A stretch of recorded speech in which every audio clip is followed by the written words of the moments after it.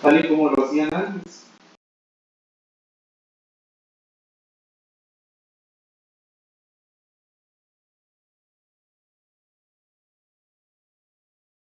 Esto está inspirada en la muerte de su propio hijo. Él veía al médico esa pasión, ese a su hijo. Y pues una vez que le piden, ¿sabes qué? Hazme una pintura, por favor, se la pide a alguien muy importante en aquellos años. Y él se inspira en el médico que estaba atendiendo a su hijo y realiza esta pintura que pues es un clásico, ¿no? Que plasma muy bien la relación del paciente, el médico con el paciente y lo que es la medicina, ¿no? El arte de la medicina. Entonces, bueno, por eso la quise poner ahí en la portada. Y no tenemos conflicto de interés. Para aterrizarlo vamos a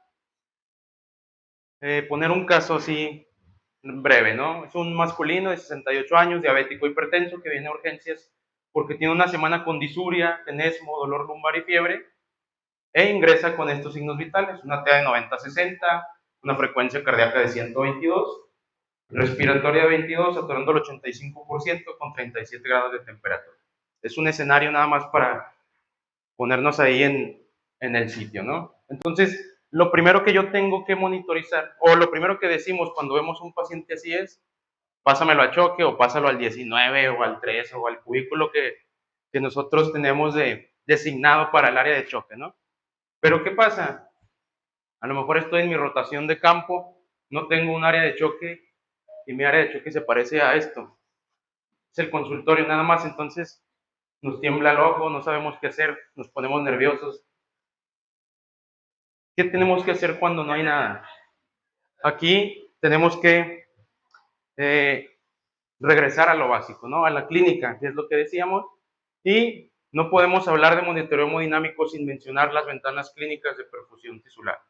Ya sabemos cuáles son: CPR, cerebro, piel y riñón, y tenemos que encontrar las características clínicas, así como este dibujo. El paciente está pálido, así como este corazón, está pálido, está frío, está somnoliento, ¿sí?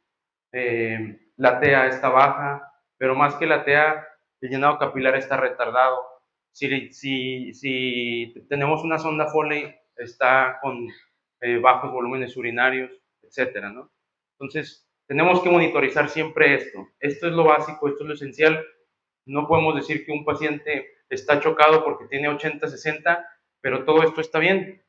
Al contrario, puede tener 120-80 y tener alteración en estos parámetros y está chocado. Ahorita vamos a hablar un poquito más de eso. Entonces, si vemos esto, no tenemos que perder el tiempo, hay que empezar a reanimar, ¿de acuerdo? Entonces, lo primero que tenemos para monitorear a un paciente es un baumanómetro.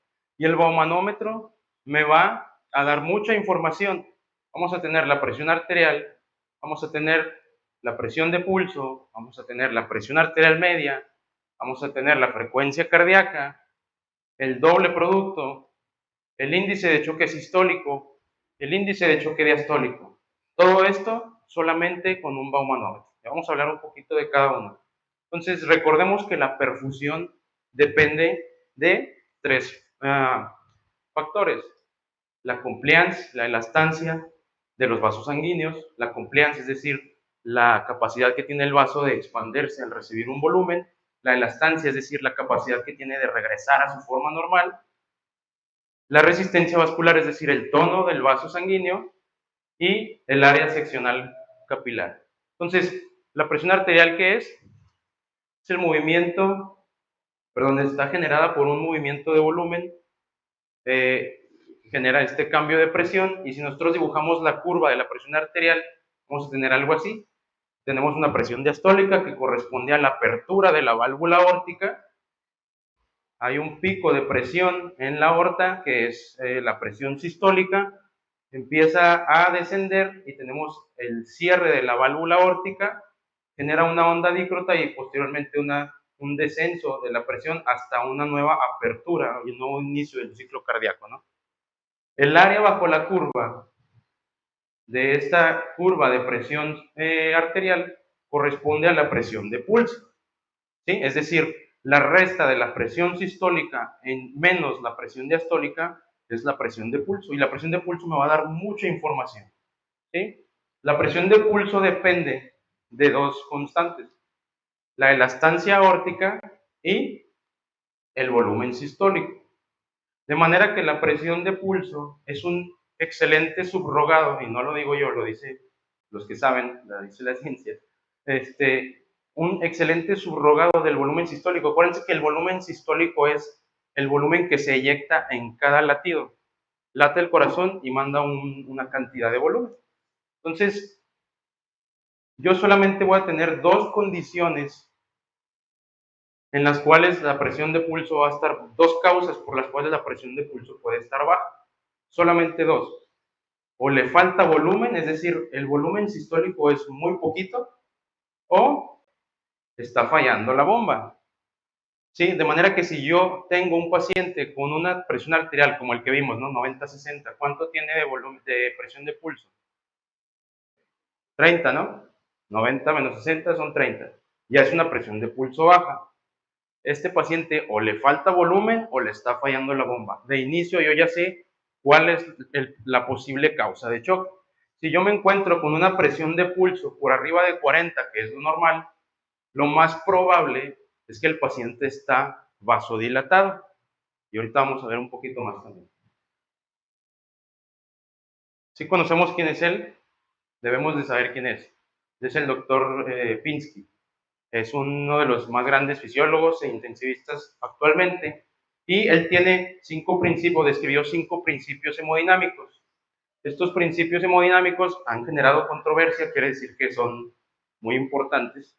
Y el primero de ellos es que la taquicardia nunca es buena. Él dice que si yo tengo un paciente taquicárdico, tengo que revisar por qué está taquicárdico. Pueden ser muchas causas. Pero esto generó mucha controversia y hay gente que dice, no, es que la taquicardia sí es buena, por ejemplo, en tromboembolia pulmonar, en choque cardiogénico, como lo veíamos ayer con el doctor Garza. Bueno, quizás más bien la frase es, la taquicardia nunca son buenas noticias. Por lo que decíamos, el paciente puede estar taquicárdico porque le duele algo, porque tiene miedo, porque está ansioso, porque está solo en urgencias, no tiene familiares, porque tiene fiebre, o porque está chocado, o porque está séptico. Yo no sé qué tiene el paciente, sé que está taquicárdico y mi trabajo es averiguar por qué está taquicárdico. Entonces, yo siempre les digo a mis residentes, tenemos que acostumbrarnos, así como nos enseñan en los cursos de reanimación neonatal, que nos dicen, ponle los deditos en el ombligo al bebé y detecta si tiene más de 100, porque si tiene más de 100, está bien el bebé. Si tiene menos de 100, es bradicardia. Si tiene menos de 60, es paro, ¿no? En reanimación neonatal. Bueno, tenemos que acostumbrar nuestros dedos a palpar el pulso del paciente y detectar desde el principio si está taquicárdico. ¿Sí? Entonces, esto es clínica. De aquí sale el índice de choque. Todos hemos escuchado hablar de él y si no, el índice de choque no es otra cosa que la división de la frecuencia cardíaca entre la presión arterial sistólica. Si yo tengo un paciente con más frecuencia cardíaca que presión arterial sistólica, el paciente está muy grave, está chocado. ¿Sí? Es decir, no tengo que dividir 148 entre 94 para saber que el índice es mayor a 1. ¿Sí? Solamente tengo que ver que tiene más frecuencia cardíaca que presión arterial sistólica. Y este paciente tiene que atenderse primero. ¿De acuerdo? Más de 1, el paciente está chocado. Y de aquí viene el corolario del doctor Enrique Monares. Nunca dé por hecho que su trabajo ha terminado si el paciente continúa taquicárdico. Si mi paciente está taquicárdico, tengo que averiguar por qué. Si ya lo reanimé, pero sigue taquicárdico, yo no he terminado de hacer mi trabajo. ¿De acuerdo? También tenemos otra cosa que es el índice de choque diastólico.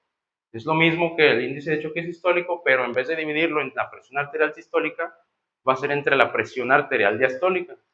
Y también se generaron controversias, pero bueno, se vio y de hecho es parte de lo que se está estudiando en un artículo que ahorita vamos a mencionar, que este índice es una indicación, es un indicador de una vasodilatación severa. Entonces, frecuencia cardíaca entre presión arterial diastólica Si el resultado es mayor de 2, el paciente requiere vasopresores.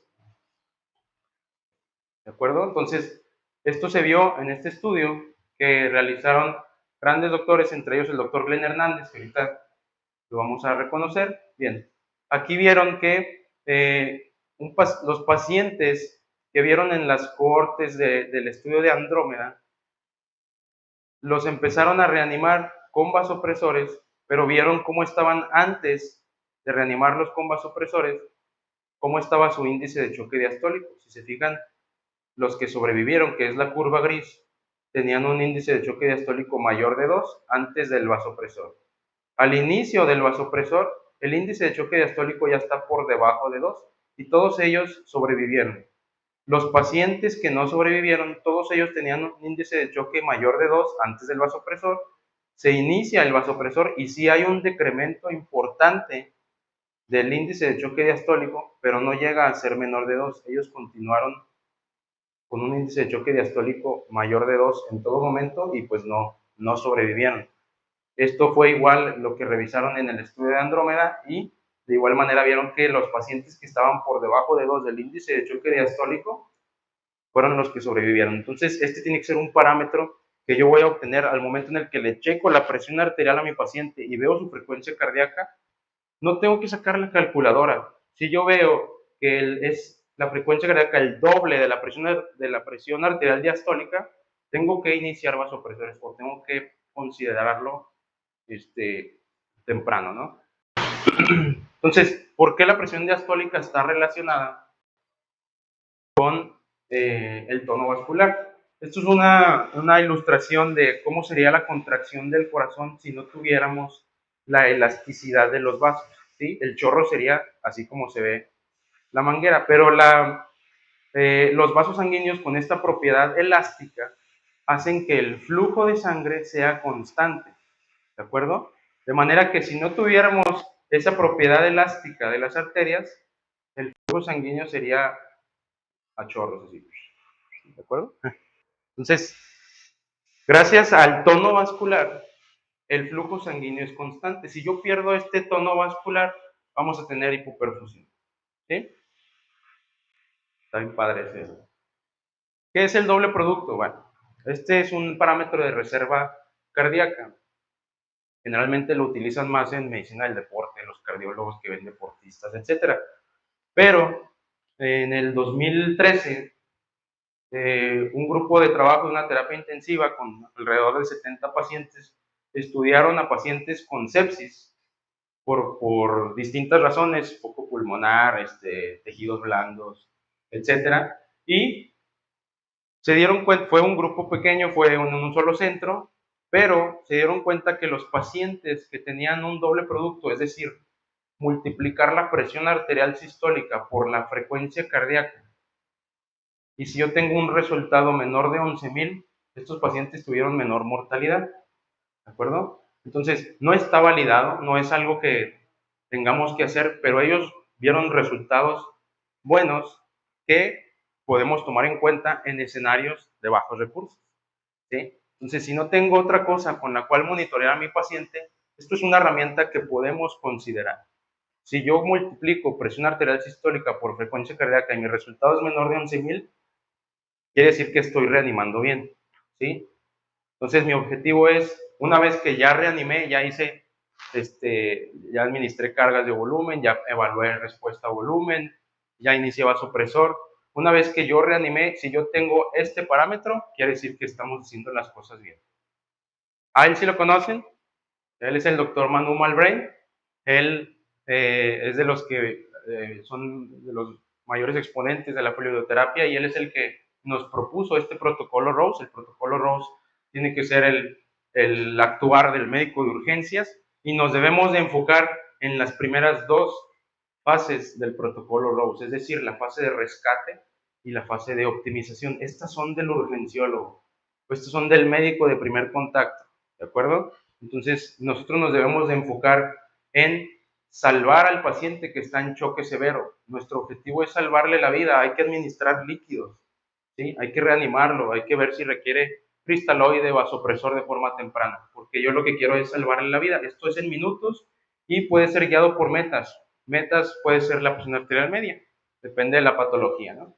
Y la optimización, una vez que el paciente ya salió del choque severo, sigue inestable, pero aquí el objetivo es el rescate orgánico. Aquí vamos a ver cómo está la uresis, cómo está el estado neurológico, la ventilación, etcétera, ¿no? Y aquí es donde vamos a evaluar pruebas de respuesta a volumen. Debemos de recordar que el objetivo de que yo administre una carga de líquidos debe de ser incrementar el volumen sistólico. Yo quiero pasar líquidos porque quiero incrementar el volumen sistólico, pero antes de esto, antes de lanzar la flecha, tengo que evaluar si mi paciente necesita líquidos, responde a líquidos y los va a tolerar. Esas son las 3 preguntas que yo me debo de hacer antes de decidir administrar una carga. ¿De acuerdo? Entonces, rápidamente, ¿quién de ellos requiere volumen? ¿El choque obstructivo requiere líquidos? No, no, aquí la causa es una obstrucción, entonces tengo que quitar esa obstrucción. ¿El choque cardiogénico requiere líquidos? Ya lo veíamos ayer. No, él probablemente va a requerir vasopresor, inotrópico, soporte, ¿no? Soporte hemodinámico. El choque hipovolémico, sí requiere líquidos, y el choque distributivo quizás requiera líquidos, no lo sé, puede ser que sí. Este es el que más útil son las pruebas de respuesta a volumen. Entonces viene en el 2017 este estudio que vino a ser un parteaguas. Él es el doctor Glenn Hernández, que es el autor principal de este estudio, y lo que hicieron fue evaluar el llenado capilar, es CRT por llenado capilar, tiempo llenado capilar en inglés, capillary refill time, contra el lactato. ¿Sí? Entonces ellos dijeron, bueno, la reanimación en sepsis es guiada por lactato, ¿no? Tenemos que disminuir el lactato, etcétera, etcétera. Pero si no tenemos lactato, porque el doctor es chileno, él es de Chile, entonces pues una situación similar a la de nosotros, ¿no? A veces no tenemos lactato, no tenemos gasometría. Él dice, bueno, vamos a compararlo con el llenado capilar. Entonces, el estudio se dieron cuenta que pues no había una diferencia en la mortalidad.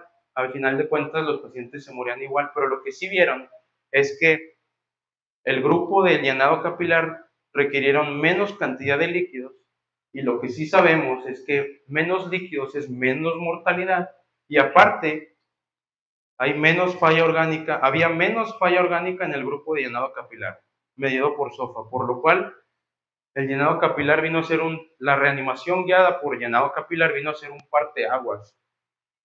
Ya las metas de Rivers del 2012 quedaron atrás, ya la reanimación guiada por monitoreo avanzado quedaron atrás. Tenemos que guiarnos en el llenado capilar. Todavía, y viene próximamente el estudio Andrómeda 2, entonces esto sigue pasando mucho en nuestras salas de urgencias, en las esferas de guardia. No, es que el paciente tiene PAM perfusoria y le checamos el llenado capilar, 7 segundos, ¿no? Entonces, volteamos a ver la PAM, pero no estamos vigilando el llenado capilar. Tenemos que tener mucho cuidado porque debemos de guiarnos, como vimos en la primera diapositiva, en las ventanas clínicas de perfusión, ¿no? Ahí viene Andrómeda 2. Este es el protocolo del estudio Andrómeda 2 del doctor Glenn Hernández, ¿sí? Y esto es lo que están haciendo ellos. Chequen. Identifican al paciente con sepsis que está con hiperlactatemia, le pasan un bolo de líquidos y probablemente si requiere vasopresor para una PAM arriba de 65, ¿no? Checan ellos el llenado capilar. Si está anormal, checan la presión de pulso. Si está menos de 40, entonces evalúan pruebas de respuesta a volumen. Pruebas clínicas como elevación pasiva de piernas, ahorita vamos a hablar algunas de ellas. Si es respondedor a volumen, entonces ahora sí nos vamos a administrar líquidos con un máximo de 1 litro. Máximo 1 litro. ¿Qué pasa si mi paciente no tiene alteración del llenado capilar? Bueno, vamos a seguir monitoreándolo. ¿Qué pasa si la presión de pulso es mayor de 40, pero la presión arterial diastólica es menor de 50? Menor de 50, sí, administrar vasopresor. ¿Por qué? Porque lo que veíamos es que la presión diastólica me habla del tono vascular. Si yo tengo menos de 50 de presión arterial diastólica, probablemente está vasodilatada. ¿Sí? Entonces, si ellos detectan menor de 50 la diastólica, ya inician el vasopresor. ¿Sí? Entonces, evalúan llenado capilar, evalúan pruebas de respuesta a volumen, etc. ¿Cuándo entra la ecografía? Hasta el protocolo número 2. Detectan datos de disfunción cardíaca por ecocardiografía, entonces dan tratamiento específico que puede ser ya la administración de un inotrópico, ¿no? Pero esto es hasta después de un monitoreo clínico, llenado capilar, presión de pulso, presión arterial diastólica, ¿sí? Entonces ellos sí tienen todo, pero lo están haciendo para hacerlo clínico. Bueno, entonces esto está por salir, yo espero que a lo mejor 1 o 2 años todavía están en la fase de recopilar pacientes. Va a ser un estudio de más de 15 centros, multicéntrico, de unidades de cuidados intensivos. Participan como 5 unidades de aquí de México, entonces esta historia continuará. Bueno, pletismografía, rápidamente la pletismografía eh, la pletismografía me es muy útil. ¿Por qué? Porque si yo evalúo cómo es la curva, la morfología de la curva de pletismografía, esto es lo normal, un grado 3. Si yo tengo una onda dícrota en un tercio medio o en un tercio inferior, esto es normal con una base ancha. Pero si la onda dícrota se va desplazando hacia arriba o desaparece totalmente y la curva se hace más chaparrita de una base ancha, lo más probable es que el paciente esté en vasoconstricción. Si pasa lo contrario, la onda dícrota se va haciendo cada vez más inferior o se separa por completo del pico sistólico y la base se vuelve angosta, lo más probable es que el paciente esté vasodilatado. Entonces, si yo veo, chequen este ejemplo, es un paciente con una PAM de 54, frecuencia de 139 y un llenado capilar de 4 segundos. ¿Qué tipo de morfología tiene? Es alta, de base angosta.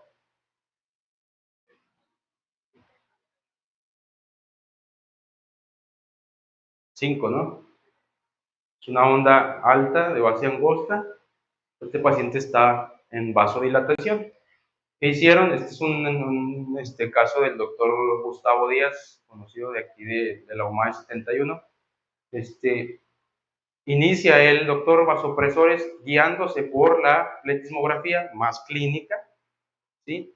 Iniciamos vasopresores, no hubo necesidad de carga de líquidos y el paciente aumenta su PAM, disminuye su frecuencia cardíaca y disminuye el llenado capilar, ¿sí? ¿Qué otra información me da la pletismografía? La pletismografía es la curva que sale en el monitor cuando ponemos el oxímetro, y a veces los oxímetros traen también ahí una curva pletismográfica. Esta pletismografía también puedo evaluar yo qué tanto varía en tamaños una vez que se va formando. Si tiene mucha variabilidad, quiere decir que hay mucha interacción cardiopulmonar, es decir, hay variación entre la presión intratorácica y la presión de las cavidades cardíacas. Y esto puede ser o porque le falta volumen, o porque tiene mucho esfuerzo respiratorio, o porque tiene falla de las cavidades derechas. Si yo no tengo variabilidad en la curva, es decir, todas son del mismo tamaño, lo más probable es que el paciente esté hipervolémico o que tenga falla en el ventrículo izquierdo. Entonces, por ejemplo, esta tiene mucha variabilidad. Yo puedo evaluar cuánto tiene de variabilidad si agarramos la curva más grande, la medimos con lo que tengamos a la mano, podemos tomar una foto, medimos, es una escala, no tiene que ser a fuerzas centímetros o milímetros. Agarramos la misma escala y si yo mido la más grande y la más pequeña, hacemos esta fórmula y si el resultado es mayor del 13%, este paciente es muy probable que sea respondedor a volumen. ¿Sí? Podemos utilizar esta aplicación que es EP Calipers, tomamos una foto y en el celular podemos hacer la escala para la fórmula. Elevación pasiva de piernas, nos sirve para administrar una autocarga de volumen de alrededor de 300 mililitros. Lo podemos hacer en urgencias si no tenemos otra forma de administrar una carga o en lo que canalizan al paciente y no hay contraindicaciones para levantarle las piernas al paciente, lo podemos realizar, ¿sí? ¿Y qué es lo que vamos a evaluar? Bueno, podemos evaluar el llenado capilar, o podemos evaluar el aumento de la presión de pulso. ¿De acuerdo? Si yo hago, este fue un estudio también pequeñito en Francia, en una UCI, en 2016, fueron alrededor de 40 pacientes y ellos utilizaron el tiempo de llenado capilar. Hicieron una elevación pasiva de piernas y midieron el llenado capilar. Es decir, llega el paciente, checo el llenado capilar, porque tiene por decir 7 segundos. Levantamos las piernas un minuto y volvemos a checar el llenado capilar. Si este disminuye el 25%, por ejemplo, si de 7 bajó a 4 segundos, disminuyó más del 25%, este paciente es respondedor a volumen y con seguridad podemos administrar líquidos. ¿Cuánto tiempo me lleva hacer esto? Como 2 minutos, es muy rápido, ¿sí?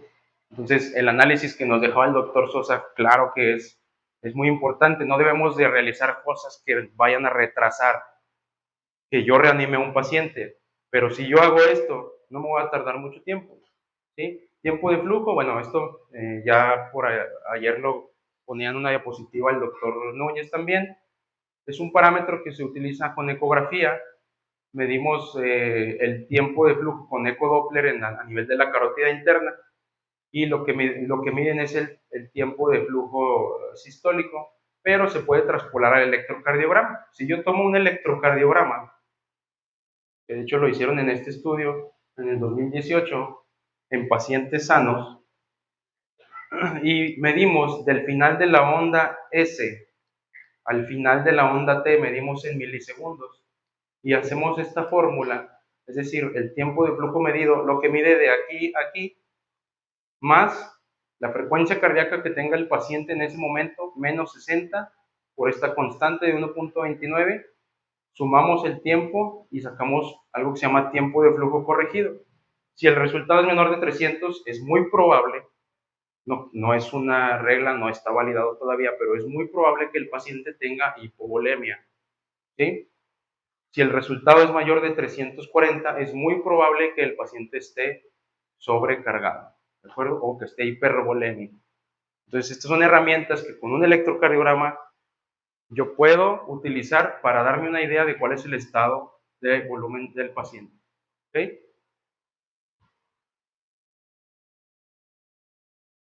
Si tengo ecografía, hay que utilizarla. A lo mejor no voy a tener uno de estos, pero puedo tener el de Gine, el de Toco, si me lo prestan.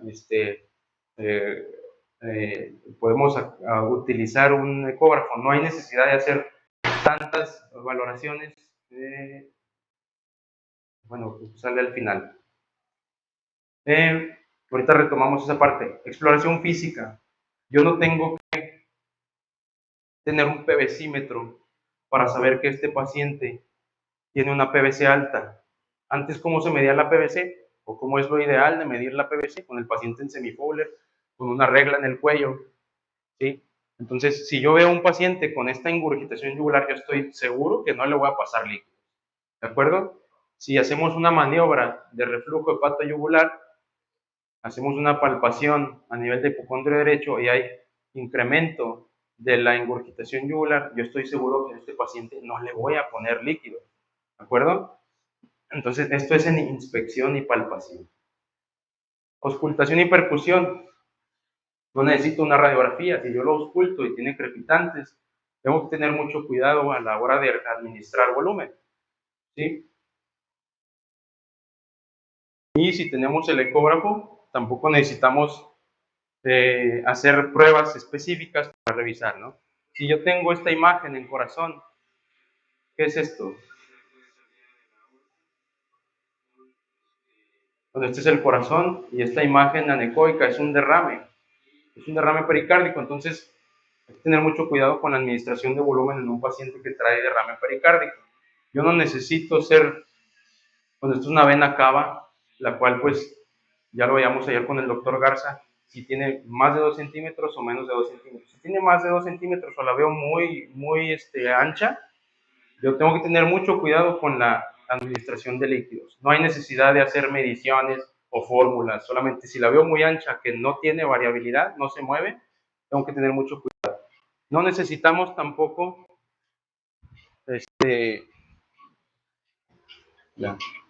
no necesitamos tampoco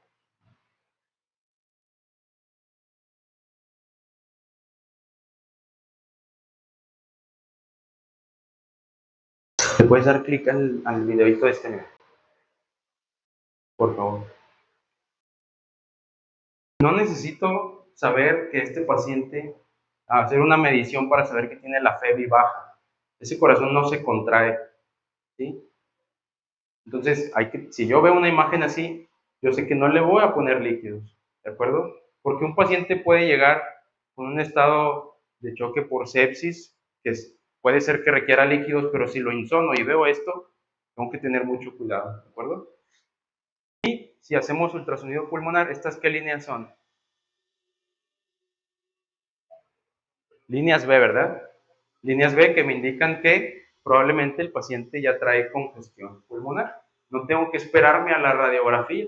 Si yo veo esto, tengo que tener mucho cuidado. Y si vemos esto de acá arriba, es un derrame pleural, esto es acá, en punto PLAPS, ¿no? En la parte inferior. Si yo veo esto, el paciente trae derrame pleural y igual evaluar, es muy probable que no se beneficie de líquidos. Esta diapositiva lo resume, ¿no?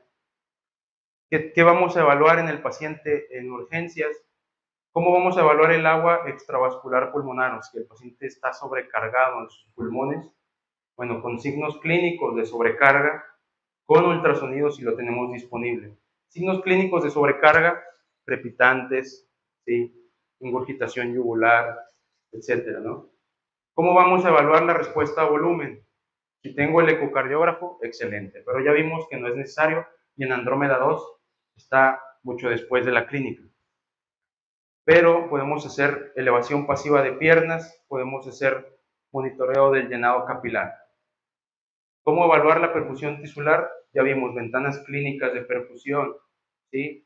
El gasto urinario, ya lo decía el doctor Sosa hace unos minutos, si está por arriba de 0.5, estoy perfecto, ¿no? Si está por arriba de 0.5, aunque esté hipotenso el paciente y el llenado capilar está bien, mi paciente está perfundido. No me tengo que fijar en parámetros macrohemodinámicos. El score de Mottling y el llenado capilar. Y el monitoreo cardíaco, bueno, ya vimos que podemos utilizar el electrocardiograma o podemos utilizar, si tengo disponible, ecocardiograma, ¿no? Entonces, regresando a la primera imagen, la clínica. Yo solamente necesito dos cosas, y aquí emulando al maestro Monares, solamente necesitamos dos cosas para monitorear al paciente en urgencias cuando no tenemos nada. Conocimiento y tiempo, ¿sí? Necesitamos una silla donde podamos estar sentados, pegados al paciente, evaluando los parámetros clínicos cuando no tenemos el recurso adecuado. ¿De acuerdo? Entonces, estas son las redes, el correo, si tienen alguna duda, con todo gusto y muchas gracias.